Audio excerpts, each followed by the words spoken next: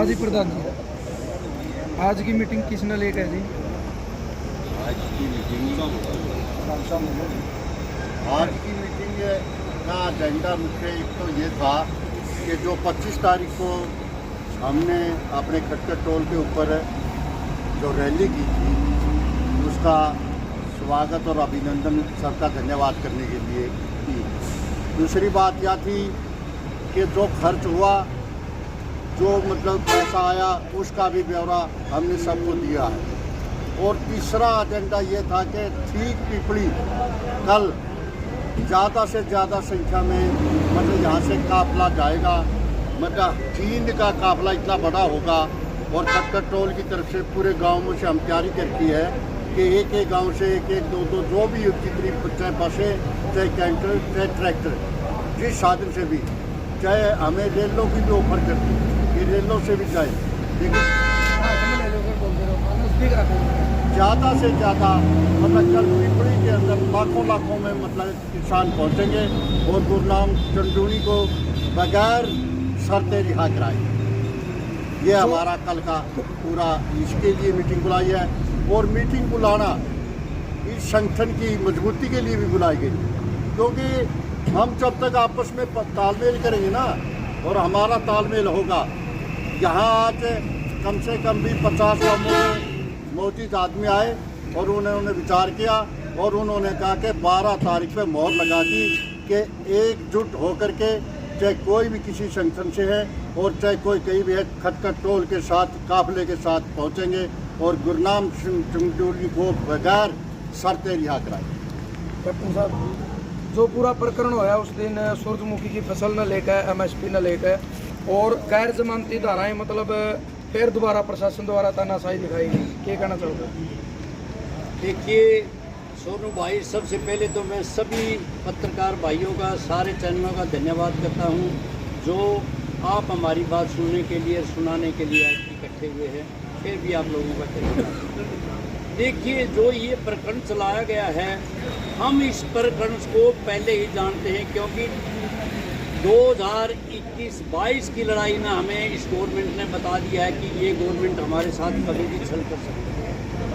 हम थे सुचेत, लेकिन क्या है कि हमारे साथ ये धोखा किया गया।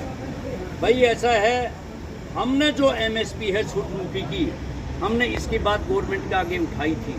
भाई गवर्नमेंट ने MSP लागू किया तभी तो हमने ये आवाज़ उठाई, लेकिन गवर्नमेंट MSP पे ऊपर खरीदारी नहीं कर रही तो भाई हम तो एजिटेशन करेंगे। इस एजिटेशन करने से क्या हुआ, सरकार ने ये लिया कि हम खरीदारी तो कर नहीं सकते, हो सकता है इनके साथ किसी तरीके प्रवृत्ता से करके निंदनीय घटना हमारे साथ जो घटी है उसका हम भी आज भी निंदा करते हैं। लाठीचार्ज भी कराया गया, पानी की बौछार करी गई, एक की जान भी गई है, तो उस मारम के देखिए एक बात बताओ भाई, ये सारी सरकार की कमी है। हम हैं, हमारे भाई हैं, भाई ठीक है, उनको आदेश दिया गया, उन्होंने इस तरह की घिनौनी हरकत करी, लेकिन ये हरकत नहीं करनी चाहिए। कौन थे हम हरियाणा के वासी थे, हम इंडियन थे, हम कोई पाकिस्तानी तो नहीं थे। लेकिन इस बात की चर्चा हमेशा चलती रहेगी। जो भी इन्होंने प्रशासन ने ये काम किया, जो भी भारतीय जनता पार्टी ने ये काम किया, ये बहुत ही दुखदायी घटना है। एक आदमी की जान चली जानी एजिटेशन के अंदर, इससे बड़ा और क्या तौहीन हो।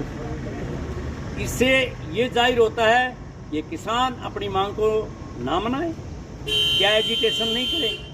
हम सरकार को चेताना चाहते हैं, यदि सरकार की खामियां इस तरह की आती रही, हम पूरा संगठन मिलजुल के उसका घोर विरोध करेगा और अपनी हक की लड़ाई लड़ेगा।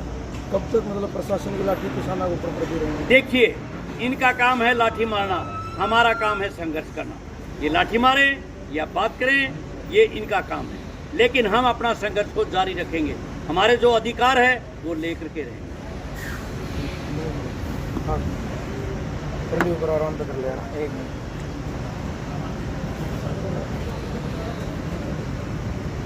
अनिश भाई, क्या कहना चाहोगे? जो कल की महापंचायत है, एक बड़ी महापंचायत है, और एक बड़े किसान ने हरियाणा में बड़ा चेहरा गुरनाम चंदूनी 307 लगा के अंदर करते हैं और भी 700 किसानों की गिरफ्तारी है, क्या कहना चाहोगे? ऐसा पहली बार नहीं हुआ है। आपका संक्षेप में बतावा, आज एक एकदम इमरजेंसी मीटिंग बुलाई गई, जिसके 3 प्रमुख मुद्दे थे। पहला मुद्दा जो अभी आपने बात की, हमारे किसान नेता और अन्य 40 किसान नेताओं को और गिरफ्तार कर रखा है, उनकी रिहाई के लिए और MSP सूरजमुखी के MSP के लिए भी कल जो पिपली के अंदर महापंचायत है उसके लिए। दूसरा मुद्दा था, जैसे प्रधान जी ने बताया, 25 तारीख को खटखट टोल प्लाजा पर महापंचायत हुई थी खिलाड़ियों से तालमेल जीव के समर्थन में, उसका लेखा जोखा बताने के लिए। और एक तीसरा और थोड़ा संवेदनशील मुद्दा था कि एक केस है जो कुछ गलतियों के कारण थोड़ा पेचीदा हो गया है, उसके बारे में बात करते। जैसे आपने कहा कि जो कल है, हर गांव से 5-5, 7-7 गाड़ियों का काफिला खटखट टोल के जितने गांव आते हैं उनसे निकलेगा। और ये बात हम डिस्क्लोज नहीं कर सकते कि हम इकट्ठे होकर कहाँ से जाएंगे, क्योंकि जिस तरह 28 तारीख को दिल्ली पंचायत की, उस तरह हमें प्रशासन रोक सकता है। लेकिन ये विश्वास दिलाते हैं, वहाँ पर सबसे ज़्यादा हाजिरी पिपली क्षेत्र के अंदर जो नाथ मंडी है उसमें सबसे ज़्यादा हाजिरी डिस्ट्रिक्ट जींद की होगी। और दूसरे नंबर पर जो बात थी लेखा जोखा की, आपको मैं थोड़ा सा उसके बारे में मोटा मोटा बता देता हूँ। जो खर्च था 3,25,591 रुपये आया 25 तारीख की महापंचायत का। और जो कलेक्शन हुई थी, जो चंदा इकट्ठा किया गया था गणमान्य लोगों से, वो था 2,41,100 रुपये। और आपको बता दें कि अभी खटखट टोल को 84,491 रुपये जिन भाइयों ने, किसी भाई ने सामान लगाया था, किसी ने कुछ लगाया था, उसके देने बाकी हैं। उसके बारे में विस्तार से चर्चा हुई, कहाँ से पैसा लेना है, कमेटी अपने पास से देगी, गांव से सहयोग लेगी, उसके बारे में बातचीत हुई है।